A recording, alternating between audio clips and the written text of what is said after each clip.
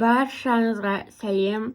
Осындай керемет болып шығатын дәмді мимоза салатының жасалу рецептін білгілеріңіз келсе, видеоны соңына қараңыздар.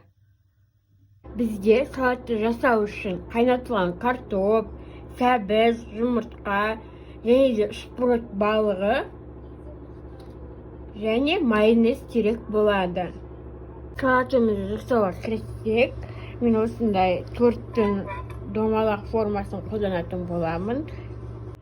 Ең алдымен біз бәрін үккіштен өткізетін боламыз. Ең алдымен картопымызды өткіземіз. Мінекей картопты өткізіп болдым. Енді кезекте майонез жағамыз. Мінекей майонезден кейін жұмыртқамыз саламыз. Одан соң біздің шпрот балығымызды саламыз. Енді қайта кішкене картошкамызды үккіштен өткізіп саламыз. Енді кезекте сәбіз. Сәбізімізді қостық. Сәбізімізден кейін үстіне қайтадан майонез жағамыз.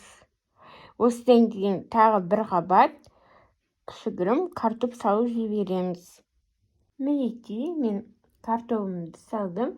Енді бетін жақсылап тегістейміз. Тегістемес бұрын бетіне жақсылап майонез жағып аласыздар. Мінекей біздің салат дайын болды.